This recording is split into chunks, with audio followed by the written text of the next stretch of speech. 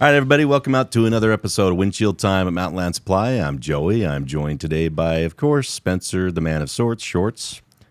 Yeah, you are. 7 words. I'm really glad to be here with you. That was 9 words. That's cool. I guess I can't count very well. He's an overachiever. Honestly, I didn't really want to count that one. I just wanted to say glad it. to be. I'm I really just wanted to glad steal you. a couple extra words. I'm glad to be here with you, too. Okay. We're also joined by Dallin Ellsworth.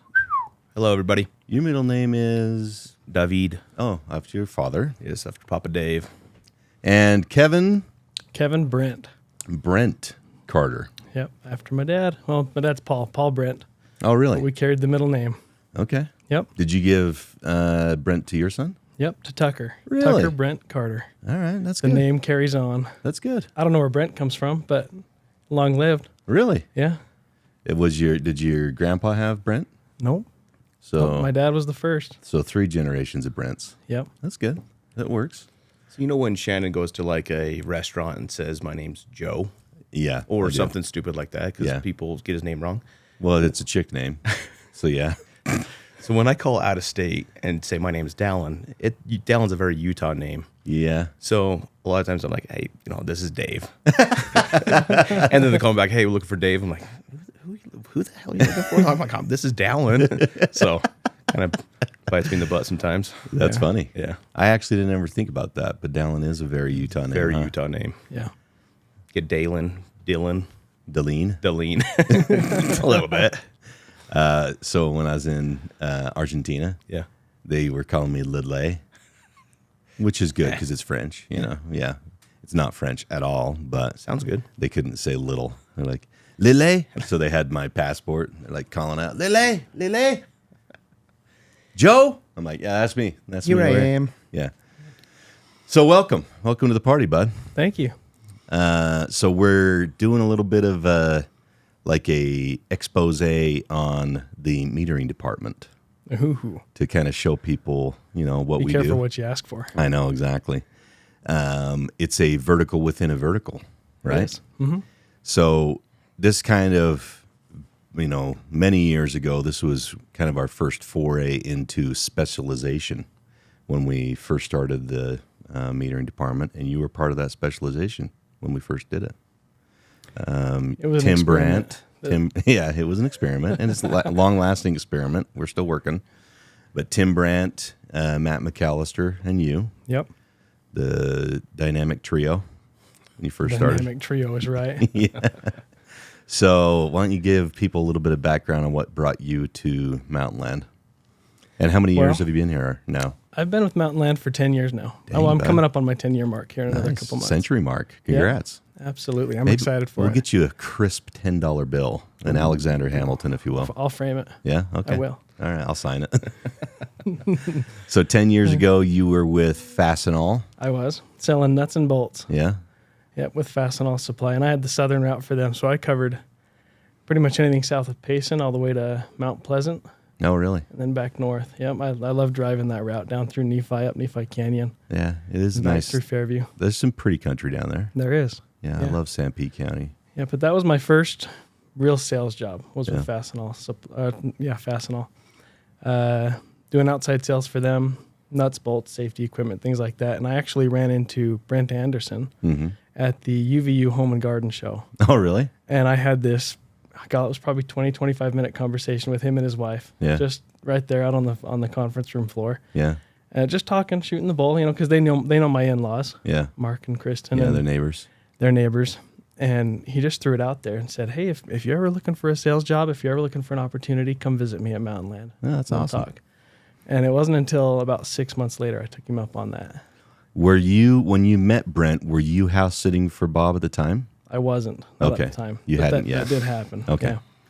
Yeah, because when Bob Rasmussen and his wife went on their mission, you and your wife house sat or rented their home, right? When they were while they were gone, kind of took care of their. Did you take care of their horses and stuff, or did they not have their horses there? when you Yeah, were doing it? we fed the horses, took care of them. Really, Bobby did most of that stuff. He'd swing by and Yeah, he took care of them. help out. But I took care of the farm, mowed the lawns, things like that. Yeah, Just kept the beds warm, right? Just kept the beds warm. yeah, absolutely. Keep the faucets running, keep Yep. things going. And it was a great opportunity for us to house sit for him. It allowed us a little bit of time to save up a little bit of money and buy our own place. This was before Was that we had kids was that and the everything. first place that you lived, or did you live someplace before that? No, well, this was the third. Okay. So we rented for a little while, Yeah. and then we did house sitting for the Kirkwoods out in that same Okay. area. Yeah. Mm-hmm. And that was a 6-month mission. They went and served a 6-month LDS service mission and came back, and it was kind of short-lived, right? Yeah. And it was just perfect timing to be able to move from the Kirkwoods to the Rasmussens Oh, that's cool. and house sit for them. So we did it for 2 years. That's cool. Yeah. And that's actually right out by where Dallin grew up too. Just through the block. That is right. That is right. Two. Well, I guess it's just one West Mountain block. One West Mountain block, a Right. mile. Yep. Yeah, which is they're square mile blocks. Oh, yeah. We always used to sneak over to Bob's place and play basketball in the sports court. Oh yeah, It is a I'm sweet sure he hated sports our court. guts, but it was the very first sports court I ever saw. Was yeah. at Bob's house. it was so amazing. It was amazing, man. Yeah, he has a pretty sweet spread out there. He does. So Brent recruited you ish. Yep. Told you there was opportunities here. Yep. So I gave him a call. They brought me in for more or less a job interview. It was, Yeah, I don't think they really had a place for me to go in mind. They wanted to bring me in and basically just figure out where would I fit best, right? Yeah. If there was an opportunity, where would we put Kevin Carter? yeah, And that was with some of the good old boys. I mean, Mike Edwards, Brian Haskell. You were in there, I think, Oh, in yeah. that first interview. Yep. Brent Anderson. And then I came in for a second interview a little bit later, and that included Tim Brandt. yeah. And Tim Brandt, he was a unique bird. Yes, he was and is. I'm sure. Hopefully he's watching this. Yeah, he might be. You never know. Yeah. And Might be. yeah, his one of his questions I remember was, "Do you like Microsoft 10?" Which kind of dates it just a little bit. Freaking nerds. Do And you the like? Do you like it? I love it. That's my favorite. Yeah. Well, the fact that I had an opinion on it Yeah. was his thing. That was like, all right, he has a little bit of technical background. Right. We'll make do with him. Right. That was the He- qualifying question. that was his do you like qualifier. Microsoft 10? Oh, I love that. Yeah. Yeah, he when they brought me in, basically my job was to translate for him. Yeah. James has given us the nomenclature of the meter geeks, right? Yeah. Our team is the meter geeks. Yep. And what I did when I first came on was translated for Tim. Tim spoke really good Geekanese. Oh, yeah. I mean, he was For really, sure. really technical, really, really analytical, but it almost came across as abrasive to customers. Sure. Right? He was talking way over their heads. Right. So I came in, learned the same thing, and was just a little bit more relatable. Yeah. Could translate for him, Yeah. and it worked out really, really well. Yeah, it did. Speaking over Calvert's head, too, a little bit there, too. So that's why you need you to translate for him. For Yeah, 100%, dude. Yeah, and I needed it too because everybody speaks over my head, so that was Oh, at very the time useful. it was way over my head too. Yeah. But I learned. There's a lot to learn. There is. Yeah. What was so you got hired right into the service department within Census or Yep. metering systems. Did you immediately start doing field calls, or what was kind of the first things that you were doing? So for the first couple of weeks, I just kind of hung on to Tim's coattails. Yeah. For the first few months, my office was out of Salt Lake at 33rd. Oh, yeah. So I'd go up there whenever I could, but Tim kicked me out into the field 2 weeks in. Yeah. I started doing field calls, started going out and doing troubleshooting with customers, and it was kind of baptism by fire. Which is where you learn everything anyway. Absolutely. Yeah. I'm more of a hands-on learner anyways. Yeah. So I remember I'd go out.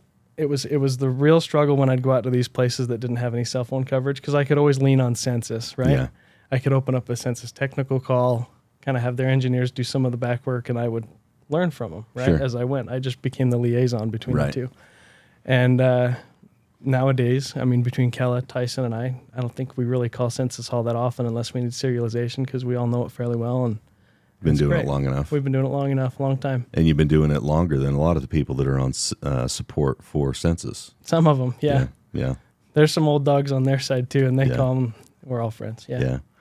Yeah. Well, there's a lot of them on there that don't understand the legacy systems the way that you guys understand the legacy systems. So Right. something that's been, deployed for over 10 years, something like that. You guys have a lot more experience with those than some people that are, And most of their engineers. exactly. There's been a We ton. start talking legacy, and they kind of shut down. Yeah. They say, sorry, we just don't support it anymore. So that's where Yeah. we kind of come in and lift, right? Right. There's been so much change in that census department. Well, census in general, just technology has advanced so much Yep. in the last 10 years. So like you said, Yeah. you get some guys that haven't been there for 10 years and they don't, start talking about SR2s, and they're like, we know what that is, but that's antiquated Yeah. stuff. They So. look at it as Stone Age. Oh yeah, 100%. Oh yeah. But then when you're out in the field, you're seeing some 30-year-old meters because because you can migrate those older meters and upgrade them so that they can be read with newer systems, but it's still an aged meter that's in the pit, right? Absolutely, yeah. There's a lot of customers, if it ain't broke, they don't fix it, right? Yeah. And so they'll spend as little as they can to maintain it and just keep it going. Swap out a register, from a direct read to one that can transmit over the air and do radio read. Right. And it only costs them $300. And Yeah. the meter's long since gone and is far from accurate, but they just keep it living. Yeah, it's one of the reasons why, we saw the need for a support team within the metering division was there was a gap between, you get a lead from some municipality or a utility that's wanting to install metering that needs to have that metering either upgraded or throw some technology at it so they can read it remotely or faster or more accurately. But as a sales guy, like I was in the field, I knew, okay, well, I have this product I can sell, and I think I know that it can do this. But between myself and Census, there was this huge gap of knowledge, and somebody had to fill that gap. Census couldn't do it. I couldn't do it. So there had to be somebody somewhere that could do it. And so we invested in it in-house so that we could offer a better service to the customers. Right. And that's kind of where you guys came in. And I remember one of my first times being exposed to that whole, the holistic system was East Carbon. Okay. I mean, That's where that was some proving ground. Yeah, this is a long time ago too. Thriving Yeah. metropolis of Oh, East yeah, Carbon. thriving is right. So East Carbon had been a mining town, Right. and so they had some utilities in the ground. They had the water meters. They were trying to put some irrigation meters in the ground, and then they had a little bit of money from, I think it was CRB back then, that they had a little bit of money from the community. What was it? Community something board. I can't remember what the R was. But it was basically a government agency that would go to smaller utilities and give them some money so they could upgrade to basically meter the water and make sure that they weren't losing it, right? Right. So they had this not a pile of money, but they had some additional money. And I'm like, oh, sweet, there's an opportunity.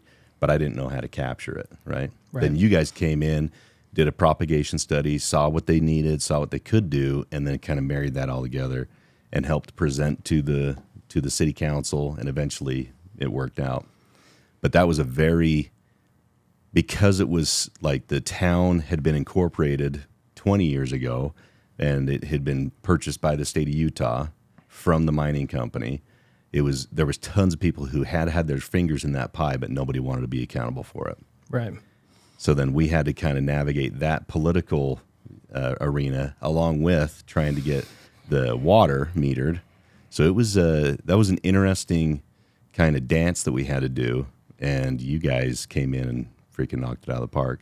But notice that you started that conversation, right? Right. I mean, they came in with the idea of what they needed. Right. You asked the right questions, and that's probably the biggest struggle that we run into with the census department is making sure that the outside sales guys, they're the ones with the relationships with these customers, right? With all of our government districts, water districts.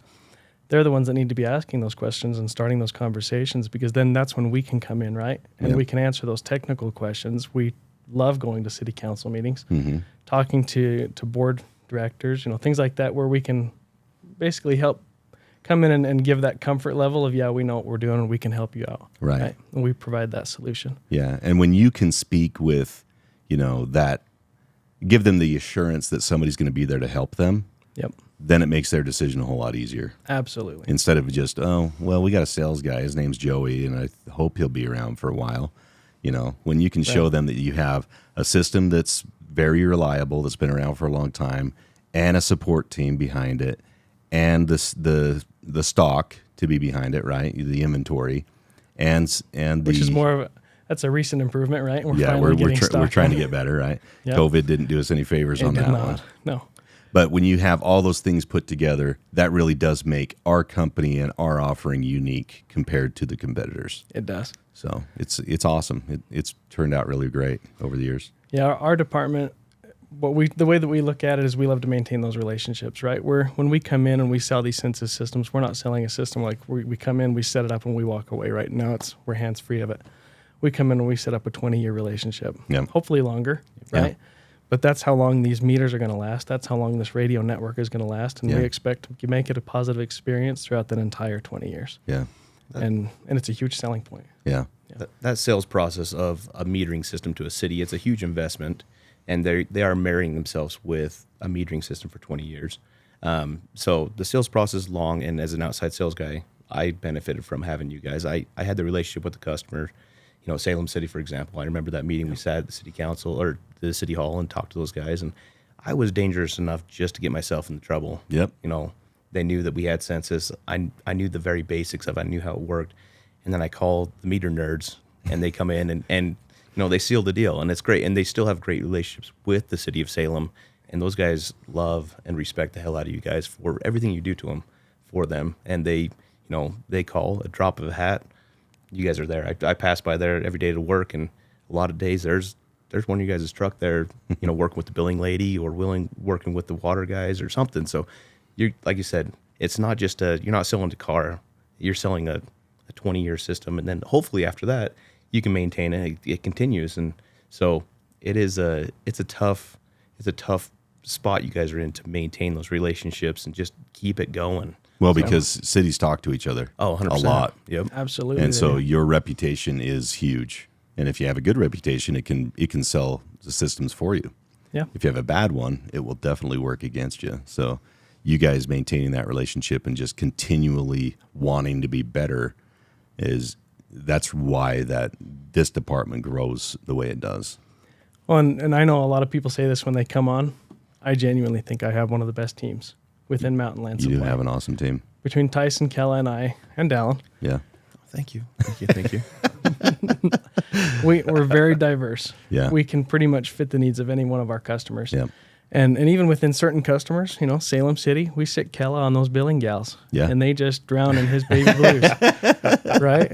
He Such is a very dreamboat. He is a very charismatic, kind person. He is. Yeah. Yep. And so we all have our strengths. We all go in there and we all strike where we can. Right. Right. We lift right where we can, where our strengths are. Yeah. And that goes for different customers too. We've got some customers, I'm sure, that don't love me. Yeah. Right. And so we'll send Kella out there. We'll send Tyson out there and maintain the relationship maybe better than I can. Yeah. Right. And I think that's a positive thing with Mountainland. We've got so many different verticals, so many different things that we can do for our customers that it's not just one person maintaining those relationships, it's several. Yeah, it's in the all team. the different areas. Yeah. Yeah. So you started in the department as a tech, and then you worked your way up, and now you're the manager of the department. I am. Yep. And you mentioned that you have Tyson Alsop and Kella DaCosta that work with you. Yep. Kind of walk us through like what everybody's roles and responsibilities are. I know you guys work, as a very fluid team, but how do you how do you choose how to deploy everybody? Is it just relationships? A lot of it has to do with relationships. Or strong suits of skills or something like that? Yeah, Kella runs more of our electric metering. So within census, we do water meters. That's kind of the meat and potatoes, right? But we also do electric meters. Yeah. Kella is our electric metering specialist. Yeah. Absolutely. He gets in there and gets really technical with that. Because it's its own beast. That's It a is. whole nother level of nerdiness right there. It too, is, so. 100%. It's a whole nother level up. Yep. He does that. We all really kind of do the same thing as far as technical sales and support goes. Yeah. We do the RFP responses, technical responses, anything from a 10-page response to 200 pages. We've done pretty much everything. All of us have. And it's not really separated geographically. I mean, there's some advantages in different areas. Kella likes to go southbound. He's Yeah. got family down in St. George, so more often than not, if it's southbound, we send Kella down there. Yeah. But there's no real rhyme or reason to it. Yeah. Any one of us could tackle it. Sure. Yeah. Which is good to be cross-trained. As you go out on a sales or a tech call, what are the things that people are most running into? Like, what should an outside salesperson be listening for? in order to send you a lead, like listening for irrigation or I mean, obviously, if they hear the word metering, they should just immediately think you guys. But what are some other things that they should be listening for so that they can think, oh, we can do that? Good question. Well, as far as an outside sales guy goes, they need to be, when I pull into a city, right, when I'm driving down the road, even when I'm on vacation, right, I'll be walking down the road, and I'm just meter nerdy enough that I'll look at the water meters as I'm walking down just to see who they've got, right? Yeah. Whether it's Neptune or Badger, some of our competitors. Yeah. I think our outside salesmen should be dangerous enough, Dallin said that earlier, dangerous enough to recognize those things and to ask those questions. Yeah. Who are you metering with? Everybody in the state of Utah right now is searching. Yeah, they're searching for a metering system or has one. Right.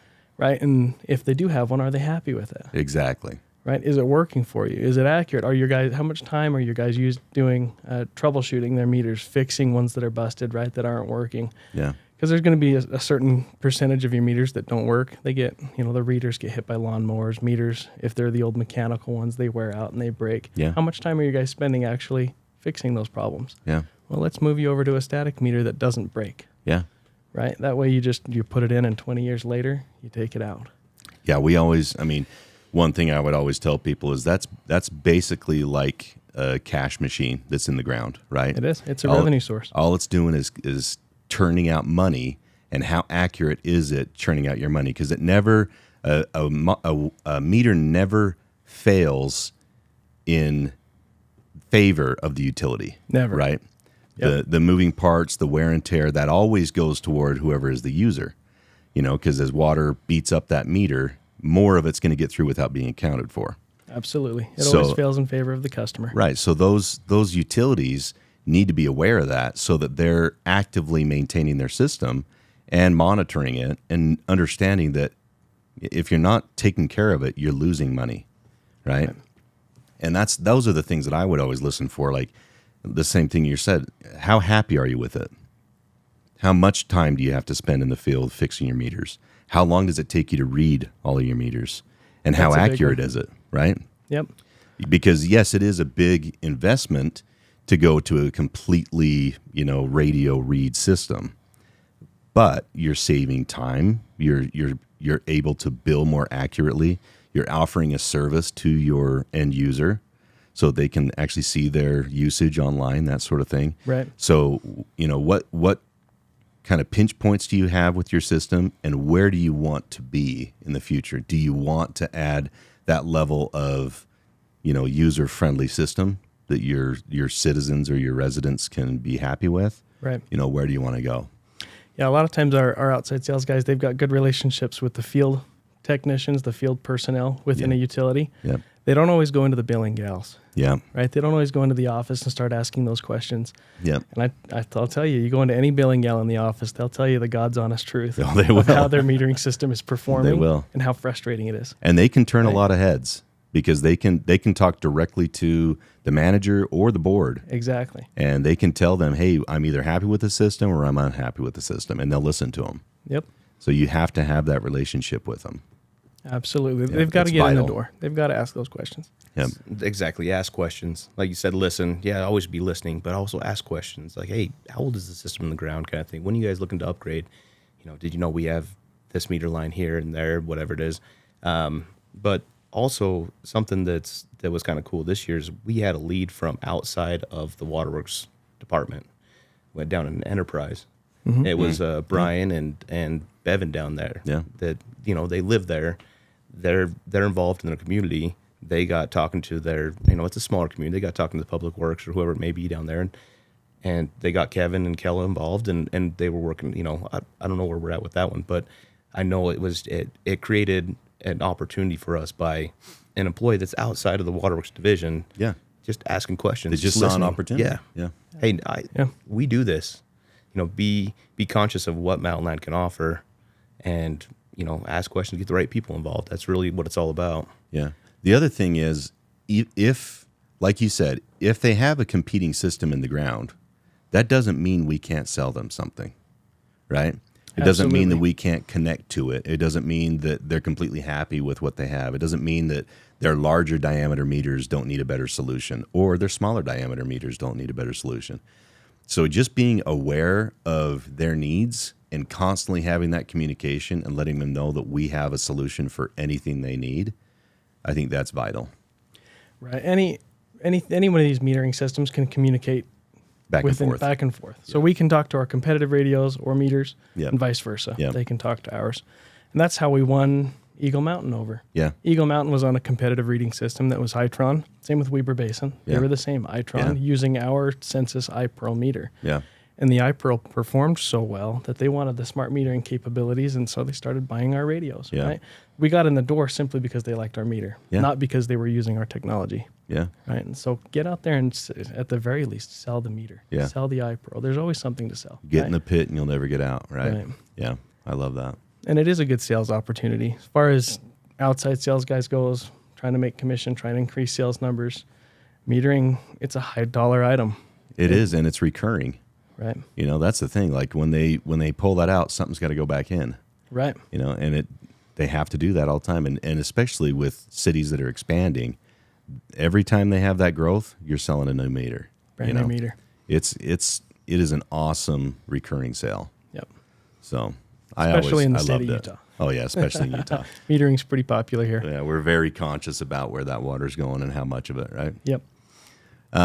So kind of getting back to what we normally do on this podcast, if you could talk to somebody out there who's just starting at Mountainland and give them a word of advice on, you know, whether to stay or go or progress or anything like that, what would you tell somebody who just started? Someone who just started. Oh man, look for opportunities for growth. There's so many of them within Mountainland Supply. There's vertical growth everywhere. So one is stay. Yeah. Stay here. Yeah. Get better. Right? I would say pick a specialty.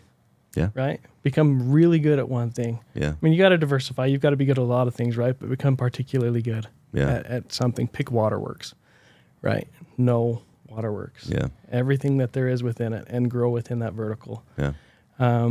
There's so many different directions that you can choose and you can go. And I think that the biggest thing that they can do to get noticed, I know that's kind of a big thing too, is try and get noticed, right? Want to stand out? Apply for jobs, right? If a job opportunity comes up within the company, apply for it. If you don't qualify for it, that's okay. Still put your name out there. And have a conversation with who's the hiring manager. Absolutely. At least you have your name out there. The hiring that I've done, or the job interviews that I've done, you know, we've gone through and we've interviewed a dozen different people that apply, however many people apply.